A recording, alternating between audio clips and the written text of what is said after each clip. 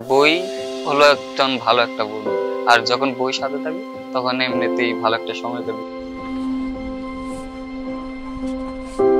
আমার এখান থেকে যারা বই নিয়ে পাঠক তাদের 100 থেকে 150 মতো হবে, এবং 100 পাঠক সব সময় থাকে। যখন কোনো তাদের ব্যস্ততা না থাকে লেখাপড়ার পাশাপাশি, তারা আগ্রহী যারা এখান থেকে বই পড়ে বা আমি যাই দিয়ে আসি। পাঠক যারা আছে বেশিরভাগই ছাত্রছাত্রী, স্কুল, কলেজ, ইউনিভার্সিটি এই লেভেলের ছেলেমেয়েরা আসে বেশি। আমি মোহাম্মদ আতিফ আসাদ, জামালপুর জেলার সরিষাবাড়ি উপজেলা হাসনাবাদ গ্রামে থাকি।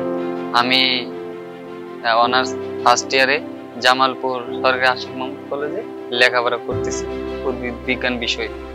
তো আমরা নিম্ন মধ্যবিত্ত ঘরের সন্তান। একাডেমিক জীবনে আসলে তো মানুষ নিজের বই কিনতে পারবে, এরকম আমার মতো যারা আছে তারা এই একাডেমিক বইয়ের বাইরে অন্যান্য যেগুলো বই এগুলো তো আসলে কেনা সামর্থ্য নেই, যেখানে বই কিনতে পারে না, স্কুলে বেতন দিতে পারে না। আমার আসলে ভাবনাটা আসলো ছেলে মেয়েদেরকে আসলে বিনামূল্যে বই পড়তে দিব। আমি যখন পাঠাগারটা শুরু করলাম তো আসলে অবকাঠামোগত ভাবে শুরু করা সম্ভব ছিল না। আমার তো আর আর্থিক সাপোর্টটা নাই যে আমি একটা ঘর ভাড়া করে বা ঘর উঠায় পাঠাগার শুরু করবো। আমার অবকাঠামো কোনো আমার বাধা হতে পারে, সেজন্য ভাবলাম যে আমার তো ঘর আছে, আমি ঘরের থেকে শুরু করতে পারি। তারপরে আমি আমার ঘরের বারান্দায় এখানে একটি সোলার বেড়া দিয়ে এখান থেকে আসলে আমার পাঠাগারটা শুরু করা। তারপরে ছেলে মেয়েরা তারা এখানে আসতে পারবে না, এসে বই পড়তে পারবে, সেহেতু আমি বাড়িতে বাড়িতে গিয়া বই দিয়ে আসি। সপ্তাহে 7 দিন যেহেতু সম্ভব না, আমি লেখাপড়া করি, কাজকর্ম করি, তো সেজন্য 2-3 দিন সপ্তাহে যাই বই দিয়ে আসি, আবার দিয়ে আসি। এখানে বিভিন্ন ধরনের বই, উপন্যাস, গল্প, কবিতা, প্রবন্ধ, আত্মজীবনী এরকম ধরনের বিভিন্ন ধরনেরই প্রায় সব বই এখানে পাওয়া যায়। এখন ছেলে মেয়ে অনেকটাই এখন বই পড়ে, একজনের থেকে আরেকজন আগ্রহী হচ্ছে।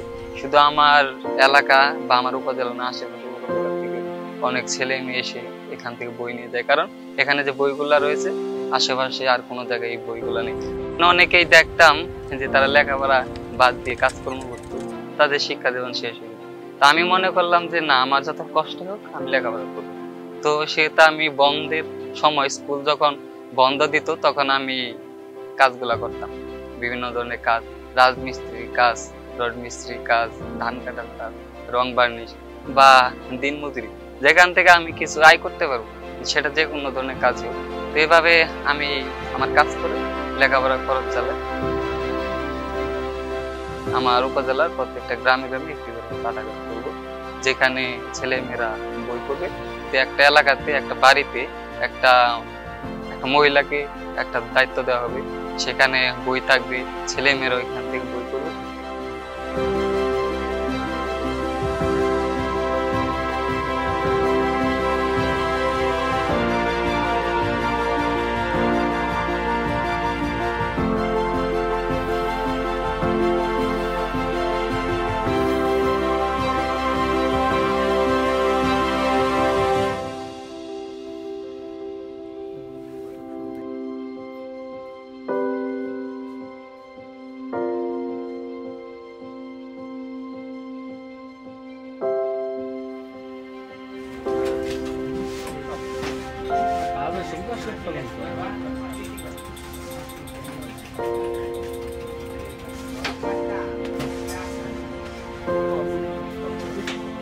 অপেক্ষমান সময় বসে থাকে, এই সময়টুকু তারা যদি বই পড়ে কাটাতে পারে তাহলে একটা ভালো সময় কাটবে, তাদেরও ভালো লাগবে, তারা কিছু জানতে পারবে, শিখতে পারবে।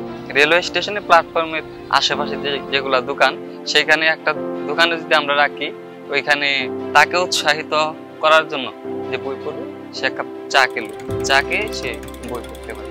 আমাদের এই স্টেশন পাঠাগারটা রেডি 19 এবং কি মিলন স্মৃতি পাঠাগারে যৌথ উদ্যোগে এখন সারা বাংলাদেশে ছড়িয়ে যাবে। আমরা সরিষাবাড়ি উপজেলা তারাকান্দি রেলওয়ে স্টেশন সর্বপ্রথম শুরু করি, এবং কি সামনে আমাদের সরিষাবাড়ি রেলওয়ে স্টেশন উদ্বোধন হবে। এভাবে আমরা সারা বাংলাদেশের প্রত্যেকটি রেলওয়ে স্টেশন পাঠাগার করবো।